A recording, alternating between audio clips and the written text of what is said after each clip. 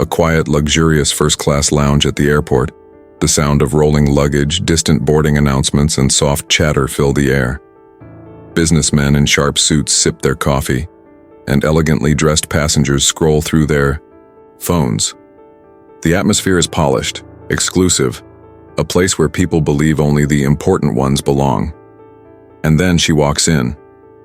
A young girl, simply dressed, carrying her own bag, her steps calm but confident. She doesn't wear designer clothes, she doesn't carry expensive luggage. She looks just like any ordinary traveler. Except she isn't ordinary at all. She is the daughter of boxing legend Manny Pacquiao. But no one here knows that. As she approaches the counter to confirm her seat, a few heads turn. A couple of passengers glance at her, then at each other as if silently asking, "Does she really belong here?" The airline staff forces a polite smile, but their tone is sharp, almost suspicious. "Miss, this section is for first-class passengers only." The girl responds softly, holding out her ticket. "Yes, I know. This is my seat." The staff hesitates, looks her up and down, then frowns. The lounge suddenly feels colder. A few people nearby chuckle under their breath. One whispers, "She can't afford that. Maybe she's in the wrong place." The staff shakes their head. "I'm sorry, but there must be a mistake. First class is reserved for VIP travelers. You'll need to wait outside." The girl lowers her eyes. Her grip tightens on her boarding pass, but her voice stays calm. She doesn't argue. She doesn't mention her father's name. She doesn't defend her status. She simply says, "Please, just check again, I have the right seat." But her words are ignored. Instead, a flight attendant gently ushers her aside, almost pushing her toward the exit. The lounge grows tense. Some passengers whisper, some smirk. Others look away as if it's none of their business. In that moment, she stands alone, judged, not for who she truly is, but for how she appears. The young girl stood quietly near the counter, her boarding pass still clutched in her hand. Her heart pounded, but her face remained calm. She wasn't used to being in the spotlight. She wasn't the type to argue or demand attention. And yet, in this moment, every eye in the lounge seemed to be on her. The staff member sighed impatiently, whispering something to a colleague. Their eyes darted back at the girl, then down at her clothes. Simple jeans, a plain jacket, nothing like the luxury brands around her. "Ma'am," the staff repeated firmly, "you must have mistaken your seat. This section is strictly for our premium customers." The girl took a deep breath. "This is my ticket," she said softly, holding it up again. "Could you please check?" But instead of checking the system, the staff member smirked and gestured toward the economy area. "I think you'll be more comfortable over there." A small group of passengers overheard the exchange. A man in a suit chuckled and shook his head. "See? People try to sneak in everywhere these days." Another woman whispered loudly enough for others to hear. "She doesn't belong here. First class isn't for people like her." The words stung, but the girl didn't let them show. She lowered her gaze, her fingers trembling slightly as she held onto her boarding pass. Still, she refused to raise her voice. She refused to shout. Minutes passed, and the tension only grew heavier. The staff began speaking to each other in hurried tones. One of them picked up the phone, perhaps calling for security. The girl could hear the words, "Mistake, wrong passenger, remove her," words that felt like sharp blades cutting into her dignity. And all around, the reactions grew harsher. Some passengers laughed. Some shook their heads in disapproval. One even pulled out his phone, recording the scene quietly, perhaps waiting for drama to unfold. But what stood out most was the silence of the majority. Dozens of people witnessed what was happening. A young girl being humiliated simply because she didn't look like she belonged. Yet no one stepped forward. No one spoke up. The girl closed her eyes for a moment, remembering her father's words. Stay humble. Stay calm. Respect isn't demanded, it is shown. So she didn't fight. She didn't reveal her identity. She stood there quietly, carrying the weight of everyone's judgment as if the whole world was testing her patience. And just when the staff began insisting once again that she leave the lounge, something shifted. The air seemed to grow heavier, the tension unbearable. Even those who had laughed began to sense that something wasn't right. The whispers grew louder. Who is she? Why isn't she leaving? Why does she look so calm? The stage was set, the humiliation reaching its peak. And in that uncomfortable silence, the audience, you, the viewers, are left wondering, what will happen next? Because in just a few moments, everything in this room will change. The girl stood her ground, but she stood with grace. Her hands tightened around the boarding pass, yet her voice never wavered. "Sir," she said gently to the staff member, "I'm not trying to cause any trouble. Please, just scan the ticket once more, that's all I ask." The attendant sighed, annoyed as though she were wasting precious time. He didn't even take the ticket from her hand. Instead, he leaned closer and whispered in a condescending, "Oh, no, first class isn't for everyone. You'll embarrass yourself less if you just leave now."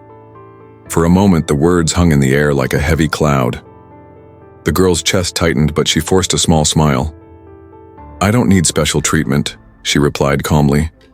"I only want what I've rightfully paid for." Her composure surprised some of the passengers. One woman nearby, who had been smirking earlier, tilted her head in curiosity. "She's not raising her voice," she muttered. "Why is she so calm?" The man in the suit laughed. "Because she knows she doesn't belong here," he said smugly. "She's embarrassed. That's why." But the girl's calm eyes suggested something else entirely. There was no embarrassment in them, only patience. She turned slightly, addressing the staff again. "You know, my father once told me something. He said, in life, people will try to measure your worth by the clothes you wear or the money you carry. But true worth is measured by how you treat others." The attendant rolled his eyes. "Miss, please, we don't have time for stories. Either you move out of this lounge or I'll have to call security." Still, she did not lose her composure. Instead, she looked directly at him, her voice steady, though her heart was pounding. "Would you treat me this way if I were wearing a designer suit? Or carrying an expensive handbag?" The question stunned him for a second. He opened his mouth to reply, but no words came. Passengers nearby shifted uncomfortably, suddenly aware of their own silence. She let the silence linger for a moment, then added softly, "I'm not asking for privilege. I'm asking for respect." The words struck deeper than anyone expected. A few people in the lounge looked away, ashamed of how quickly they had judged her. Others still whispered, unwilling to admit the discomfort growing in their chest. But the staff member, unwilling to lose face, crossed his arms. "Respect is earned," he said coldly.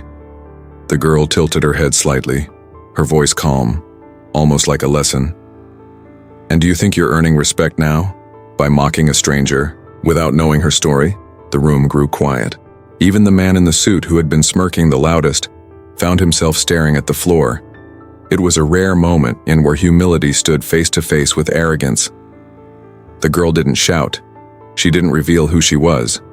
She simply asked questions that cut through the noise, questions that forced everyone to reflect on their own actions. Finally, she folded her boarding pass gently and stepped back. "I'll wait," she said softly. "Please do whatever checks you need to. I know what my seat is. The truth will come out eventually." Her patience disarmed the room. Some passengers stared at her with newfound curiosity. Others, for the first time, wondered if maybe they had misjudged her. One elderly woman leaned toward her neighbor and whispered, "Strange. She doesn't act like someone who's lying. She acts dignified." And yet, despite the tension, the staff remained stubborn. They didn't know who she was. They didn't know the weight of the name she carried. As the lounge grew tense and whispers echoed through the air, the girl stood silently in the corner, her boarding pass still clutched in her hand. She lowered her eyes, but inside, her mind drifted back to the lessons that had shaped her life. She remembered a time not long ago when she was just a little girl running barefoot through the streets of General Santos City. While the world saw her father as a champion, a senator, a global icon, she knew him differently. She knew him as the man who rose from nothing, a boy who once sold bread and shined shoes just to survive. Her father had told her stories countless times, not to glorify himself but to teach her something. "Anak," he would say, "my daughter, never forget where you came from. People will treat you differently because of my name. Some will put you on a pedestal, others will tear you down. But remember, you are not better than anyone else, and no one is better than you. Stay humble." She had carried those words in her heart every single day. It was why she never boasted about who her father was. It was why she didn't walk into rooms expecting respect simply because of her last name. Respect, she believed, had to be mutual, earned through kindness. The flashback deepened. She remembered helping out in community projects alongside her father, visiting children in poor villages, sitting in the back of a truck that carried food for the hungry. She could still hear her father's voice. "Look into their eyes. That's where you'll find the truth. Fame and wealth mean nothing if you lose your heart." It was those memories that made her strong now. Even as strangers whispered cruel things, even as staff judged her, she reminded herself, "I know who I am. I don't need their approval." And yet it still hurt. She remembered the nights in school when people discovered her last name and suddenly treated her differently, either with fake admiration or bitter jealousy. That was the burden of being the daughter of a legend. She could never just be herself in the eyes of the world. That was why she stayed quiet now.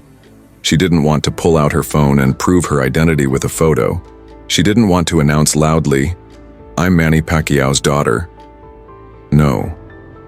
She wanted to see how people behaved when they thought she was ordinary. Because, as her father had once reminded her, the true heart of a person is revealed not in how they treat the rich, but how they treat the poor. Back in the lounge, the girl lifted her head slightly. Her face was calm, but her thoughts were filled with her father's teachings. She realized this was one of those tests life throws at you, a chance to practice humility, patience, and dignity in the face of humiliation. She thought to herself, maybe this is exactly why Papa always said, "Walk with grace, even when the world tries to push you down." The whispers in the lounge grew louder. Some laughed at her still. Others looked confused, as if sensing there was more to her than met the eye. But she did not reveal her truth. She did not take the easy way out. Instead, she waited. And as she waited, she felt strangely stronger. Because, deep inside, she knew something no one else in the room knew. In just a few minutes, everything was going to change. The lounge had settled into an uneasy rhythm. Whispers, chuckles, and the rustle of papers as passengers pretended not to watch the young girl standing by the counter. The staff, still firm, glanced at her with impatience. "Miss," one of them said again, "if you don't leave soon, we'll have to involve security. This is first class. You do not belong here." Her lips parted as if to reply, but then she stopped. She didn't need to argue.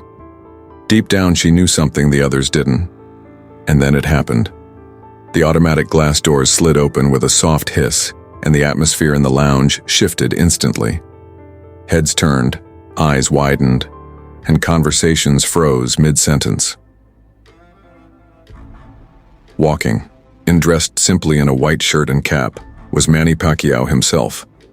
No entourage, no cameras, just the man, the legend, who had risen from poverty to become a world champion, a senator, a global figure. Passengers gasped. Someone whispered, "Is that Manny Pacquiao?" Another muttered, "No way. Here?" Phones came out instantly, hands trembling as people tried to capture the moment. But Manny wasn't looking at them. His eyes scanned the room calmly, as though searching for someone. And then he asked in a steady voice that silenced the entire lounge, "Where's my daughter?" The staff froze. The young girl, still standing humbly to the side, lifted her head. Manny's gaze softened when He saw her. He walked straight past the shocked passengers, past the gaping staff, and stood beside her. For a moment, the silence was deafening. You could almost hear the heartbeat of every single person in the room. The same staff member who had mocked her earlier stammered, his face pale. You know her?" Manny turned, his voice calm but carrying the weight of authority. "Know her? She is my daughter." Gasps rippled across the lounge like a wave. The whispers transformed into shock. "That's his daughter?" "We laughed at her. She's Pacquiao's daughter?" The arrogant man in the suit who had mocked her earlier sank back into his chair, his smugness replaced by shame. The woman who had scoffed now covered her mouth, her eyes wide with regret. The staff's hands trembled as they tried to apologize, their earlier arrogance gone. But Manny raised a hand, stopping them from speaking further. His expression wasn't angry but deeply disappointed. "You looked at her clothes and decided she wasn't worthy of respect," he said quietly. "You looked at her face and judged her without knowing her story. Tell me, is this what first class means to you?" The room fell silent. No one dared answer. Passengers who had once laughed now looked away, ashamed.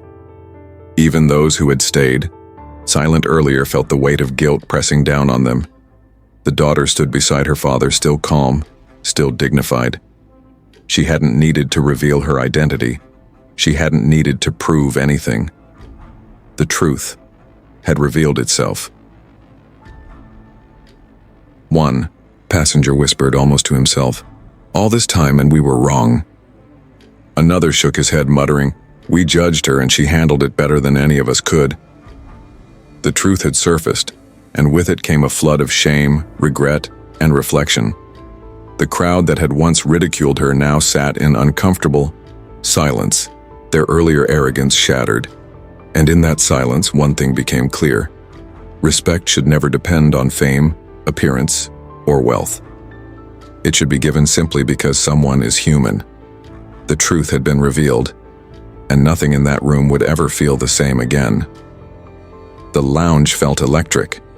Every eye was fixed on Manny Pacquiao, yet he didn't shout. He didn't demand respect. He simply stood beside his daughter, calm, confident, and quietly commanding the attention of everyone around. The staff member who had tried to push her aside looked down at the floor, ashamed. The passengers who had laughed and whispered earlier shifted uneasily in their seats. Even the man in the suit who had made smug remarks now avoided eye contact. Manny's voice cut through the silence, calm but firm. Respect is not earned by judging others. It is not measured by wealth, by clothing, or by who you think someone is. Respect is given because every human being deserves it. The room seemed to hold its breath. For the first time, the arrogance and mockery had no place to hide. The whispers faded, replaced by a tense, awe-filled silence. He looked at the staff member and continued, "You made a mistake by judging my daughter without knowing her story. But it's not too late to correct it. Show her the respect she deserves, not because of who she is, but because it's the right thing to do." The staff, trembling, stepped back and murmured apologies.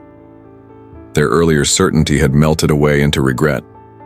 The passengers watched, some blinking back shame, others nodding quietly in agreement with Manny's words.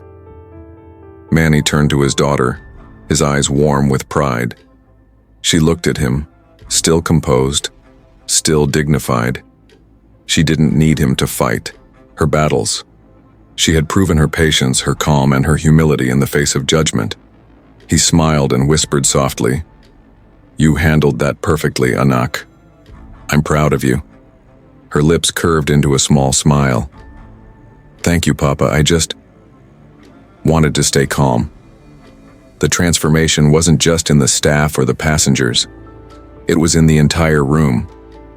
People who had mocked, judged, and laughed were now humbled.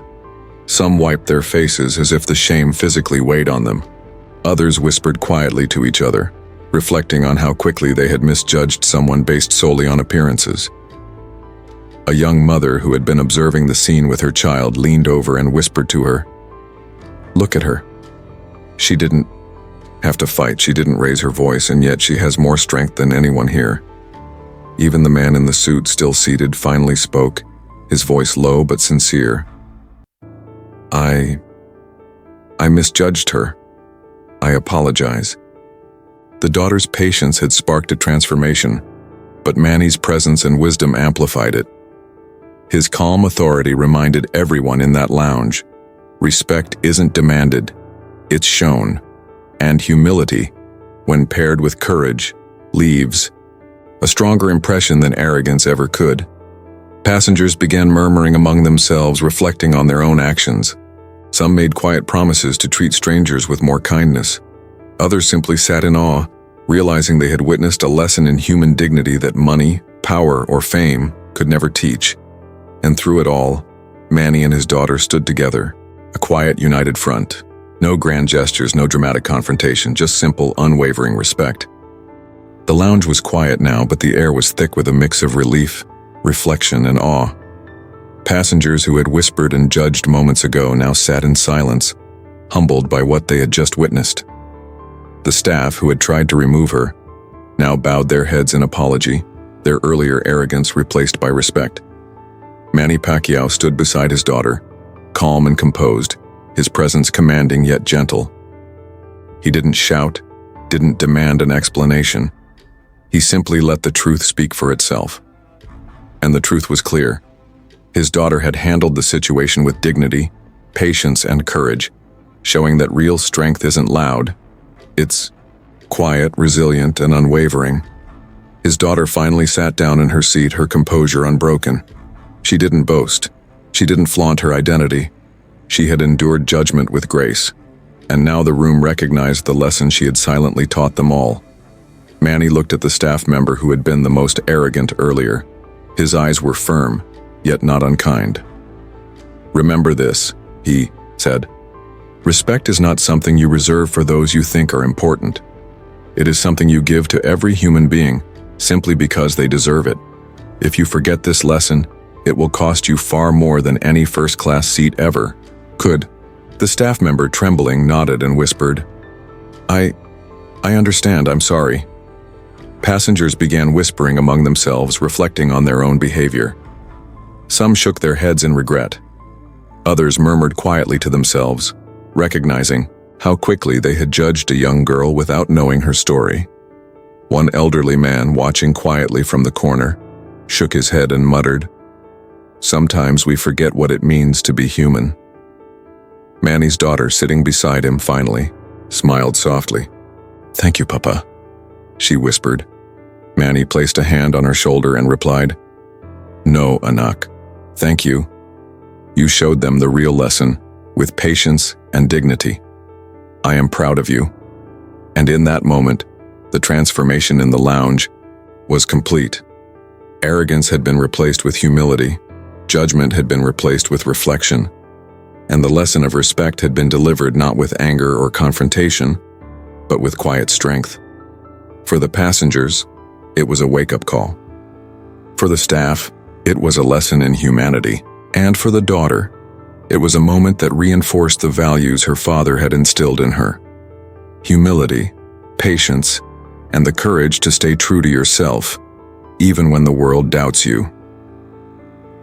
As she buckled her seatbelt, ready for takeoff, the whispers began to change. Not of mockery or judgment, but of admiration. People talked quietly about her strength, about how she had faced humiliation with grace, and about the father who had taught her so well. The message was clear, and it applied to everyone watching this story unfold. Respect is not earned by fame or appearance. True strength is measured by how you treat others, especially when no one is watching. Humility and patience often speak louder than anger and pride. And finally, never judge a person based on how they look, because their worth may be far greater than you realize.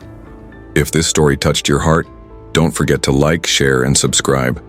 Tell us in the comments where you're watching from, and share a moment when you or someone else showed dignity and respect in the face of judgment. Your story matters too.